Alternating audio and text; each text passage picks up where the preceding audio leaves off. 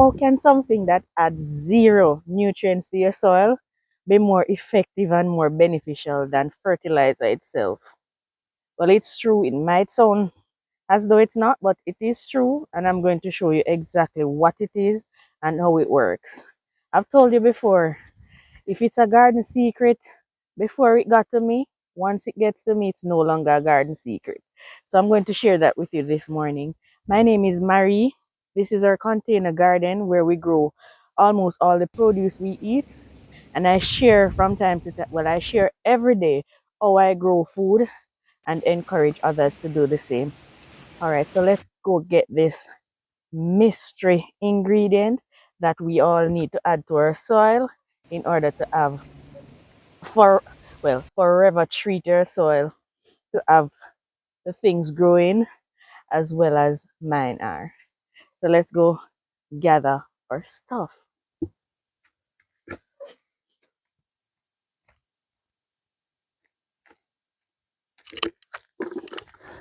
So at this section of the property across the street, whenever we cut we have a lot of shrubs and trees and so on growing in the rocks. So whenever we cut the trees, we'll burn them here. And usually I collect the ash. Let me collect some coal first. I'm collecting charcoal, guys, and charcoal is what we'll be talking about today and the magic that it has on your soil. So I'll usually collect the ash from those burnt woods. So I'm collecting the charcoal to show you exactly how you utilize it the same way. So I have a lot of these over here. This is burnt out wood.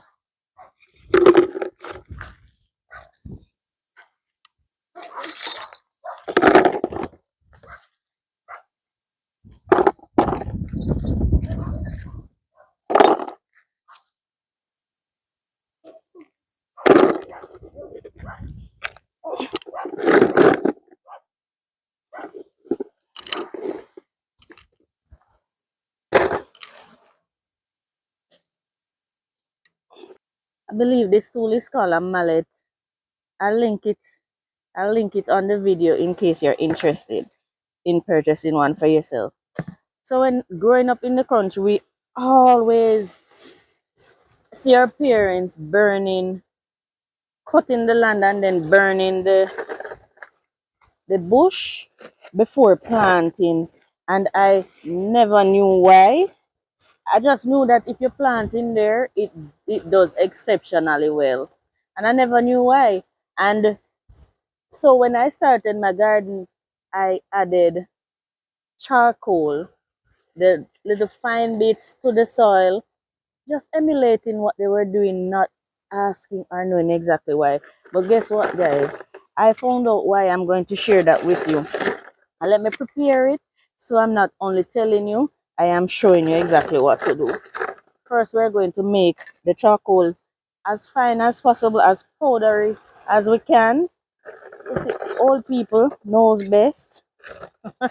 And sometimes they do things and as kids you just follow suit. As they said, children live what they learn. But it come to be that the guy, this is invaluable in your soil. I'm going to share exactly how with you. This literally fixes your soil. And you guys keep asking, Marie, what do you do to keep your vegetable always looking that good? If the pests don't attack my veggies, they look extremely well and produce so well. And I thought it was the fertilizer. Well, in essence it is, but this is what causes the long-term health in the soil.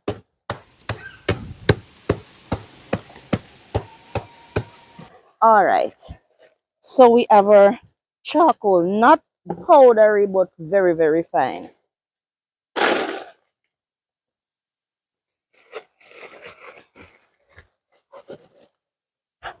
Here it is. Now the charcoal can be added to the soil just like is, what you'd normally do is right over here. This is where we place the first charcoal where we harvested the turmeric, that huge turmeric harvest. And I did not fertilize, as I said to you in the video when I was harvesting. And I really did not know that the credit was due to the charcoal. So in here, you can add the charcoal as is. Just like it's better to show you rather than to just tell you, right? So you just pick up some, as I said, this can be more powdery. You incorporate it into your soil and just simply mix it in. What the charcoal does is it helps with better drainage of your soil, aerate your soil, and it absorbs water also, so it prevents waterlog in the soil and also root rot. It prevents your plants from getting waterlogged and for your roots to get rotted essentially. And so this is how I used it before, but there's a better way, and I'm going to show you right now.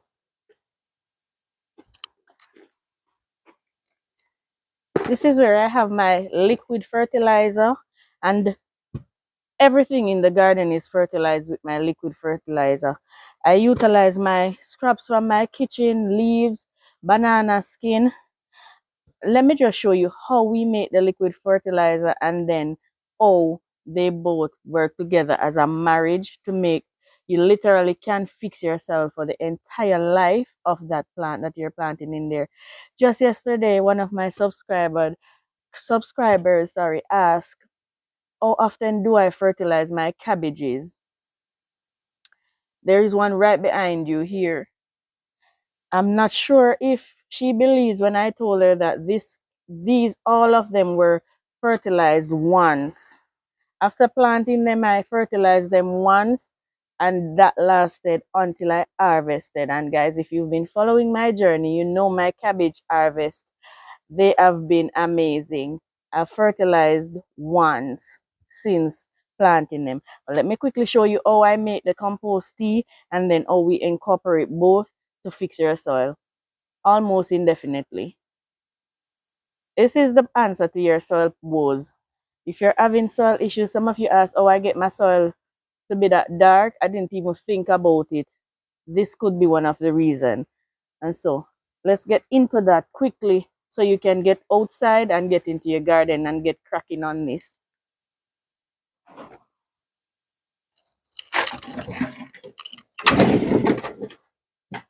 This is my rabbit waste under here. I'm just collecting a little of it to add to my liquid fertilizer.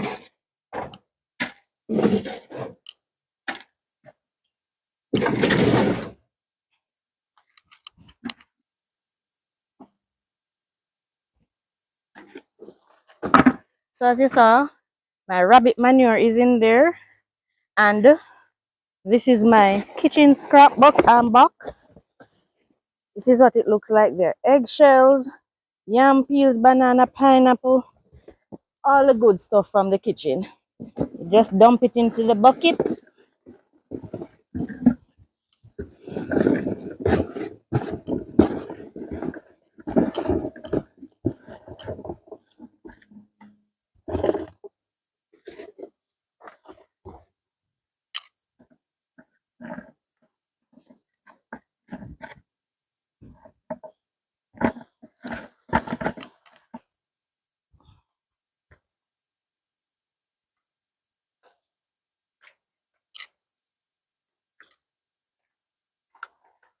Now we're going to dump, or this is the bucket. If you don't have this much, a little less will do. Now I'm going to dump the charcoal in there. As I said, the charcoal is not fertilizer, but it will not break down, so it will create air pocket. It will break down for years to come. It will remain like this, so it will create air pockets in the soil, and thus it will provide space for more oxygen to the roots of your plants. There won't be physical air pockets in the soil, but the charcoal itself, it has the air, it is filled with air essentially, because it was burnt, all the liquid was removed and was replaced with air. Now we're going to just add water to fill up the bucket.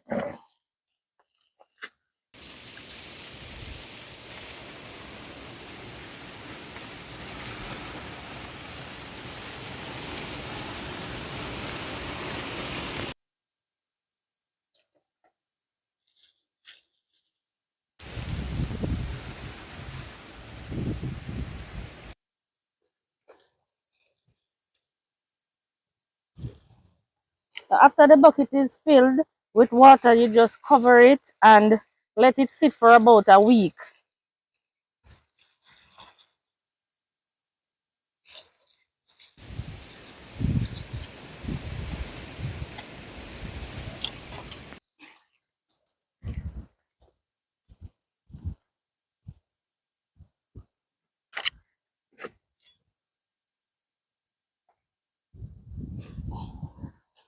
You can use a piece of stick just to mix it in so all of the manure from the bottom comes up and the charcoal is mixed all throughout the bucket.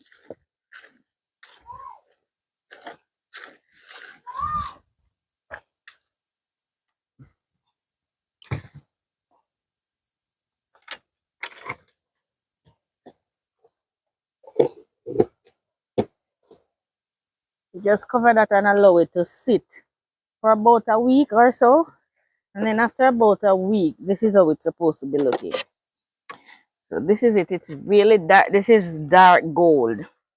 This is how it's supposed to be looking and ready to be used. Now let's get into how the charcoal actually benefit your soil and in the long term benefit your vegetables, plants, fruit trees, flowers, anything that you plant in the soil. Let's get into exactly how it works so you understand why it's very, very useful. And it's almost as if it is better than the fertilizer itself. Look at this. I fertilize this once since it starts putting on blossoms. I need to come out and harvest. Ah, that's just beautiful. One of the biggest challenges we as container gardeners face is the constant watering. We have to water the garden almost every day, especially if you're in the warmer climate like I am. I am in the tropics. I'm located in Jamaica, and so it is hot. So we have to constantly water the the garden. What that does is, as soon as you fertilize, you water, and the fertilizer just leaches out with the water out of your soil. And so you have to be constantly fertilizing the garden, the vegetables. What the charcoal does is retains the moisture in the soil because it is so porous. It absorbs the moisture and keeps it available to the roots of your plants. So you water less, and even if you water more, the nutrients is absorbed in the charcoal, so it is readily available to the roots of your plants. Now, after 1 week, let me show you what my liquid fertilizer looks like and how you apply it to ensure that your soil is fixed and fixed for a very, very long time. So you don't have to worry about the excess fertilizing. I was telling you that it was the rabbit manure. It is the rabbit manure, but it is it is retained in the containers. Why the garden always look this lush.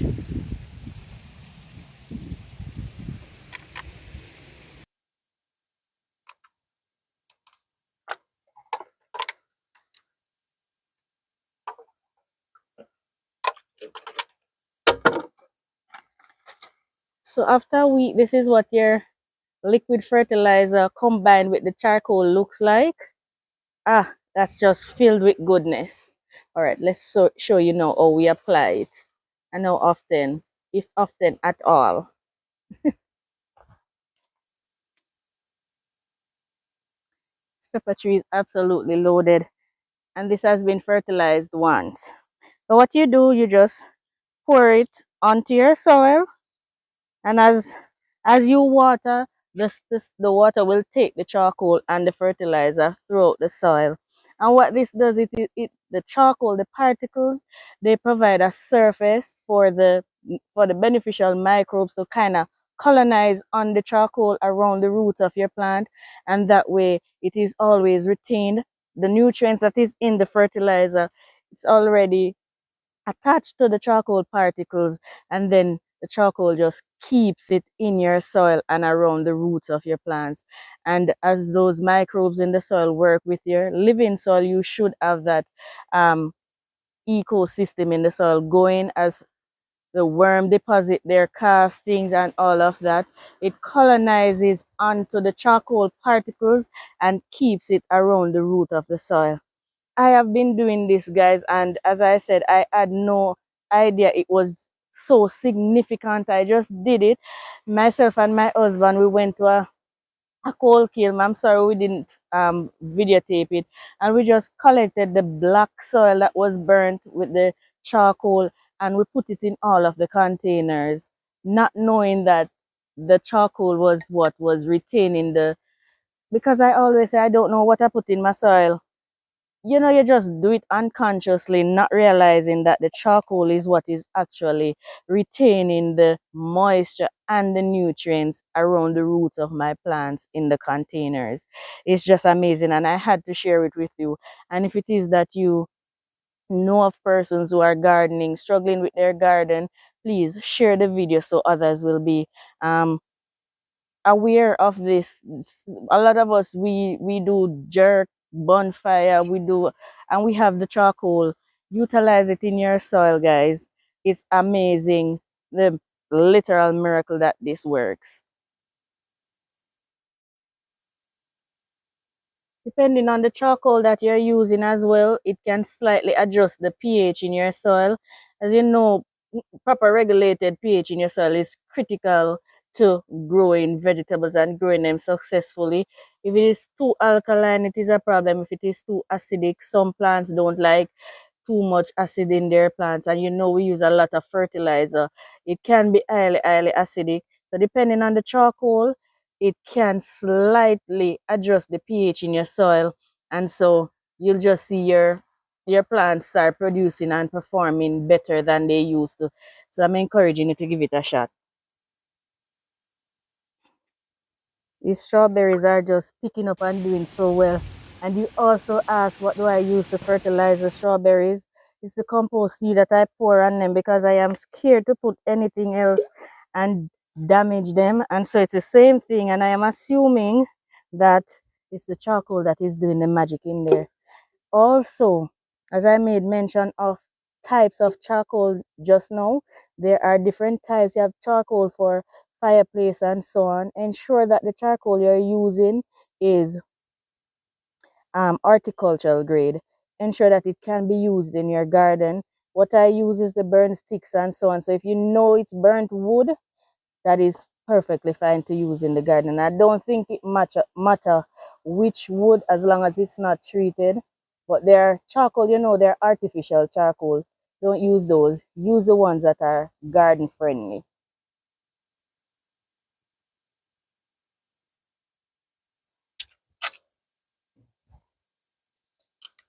This tomato also, and the cabbages here. The cabbages earlier I gave them some rabbit manure, but the tomato I've only fed the compost tea, the banana tea.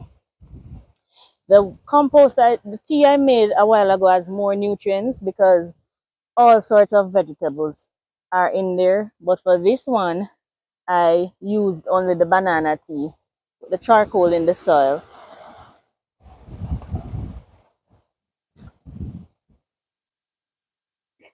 Banana leg tomato blushing, guys. Pretty soon we'll be able to test that one together. Of course, I will taste it and let you know, because some of you have been asking me, how does it taste if it's sweet? I don't know yet because I'm growing it for the first time. So I'll definitely um share that with you when I harvest that first tomato. Before I leave you this morning, let me just recap a little on the key notes. The first one is the charcoal itself. It's not fertilizer, but it aids the fertilizer in doing its job in the containers, the soil, in repairing your soil. So by adding your charcoal to your soil, and you can either crush it, apply it directly to the soil, whether it be pot or in the ground. You directly add it and just incorporate it. And instead of using perlite, you could use your charcoal to aerate your soil. So it is just, it's a perfect marriage with your soil, guys. Also, um, you can add it at the bottom of your containers, just like you would add gravel or sand. You could add charcoal instead. The sand and the gravel, it does not have that surface area. It's not porous enough. Some rocks are, but the charcoal is more porous, so it absorbs the nutrients easier and provide that surface for all of those microbes to just colonize and to just stick close to the roots of your vegetables. So you can put it at the base of your containers, and then you put your soil on top of that. So when you fertilize or you water, the moisture is absorbed at the bottom of your containers. All right. You can crush and add to your compost tea like I demonstrated earlier, or you can just crush, add water, and add it to your soil at any point. The thing is, it is not acidic, it is not alkaline, so it does not matter how much you add to your container, depending on how demanding, because some vegetables are heavy feeders, like my tomatoes, then you know you need more moisture in that soil, so you add a little less of that charcoal. And then for like dragon fruit, you can literally plant it in the charcoal and it will survive. So depending on how you watch and study your vegetables that you grow, you add the charcoal accordingly. All right. And last most but not least, by no means least, it is not fertilizer. It just aids in that surface area for the fertilizer to be retained in your soil for longer periods. Sometimes it doesn't leave at all. It just depends on how much feed or food the plant take from the soil, and then so you know you need to fertilize at intervals. But in essence, your fertilizer will stay in your container for way longer and provide that nutrients that your plant need to produce food. And that's why we plant. We don't plant for pretty looks or for what do you call that, extracurricular activity. We plant because we want food, unless it is flowers, of course. Plant to make my garden beautiful, but also to make my plate even more beautiful. I want to thank you for joining me today. I appreciate your support so much. Now, I'm not sure if it is the basil or the scallion that is close to the tomatoes, why there aren't any pests. Knock on wood, I really don't want any pest attack, but it's just doing fantastic right here. Or maybe it's just the variety of tomatoes. And if that's the case, I'm saving seeds. All right, guys, I leave the garden for today. Well, you're leaving the garden for today. I'm going to water now. Take care. Thank you so much for subscribing. I don't know, it's too early. My brain tired. Thank you so much for subscribing, for liking, and for leaving your comments. And I appreciate you so much for sharing the videos. Thank you, guys. To my members, thank you so much for your support. The Farming on the Rocks, we really do appreciate you. All right, guys, take care for now.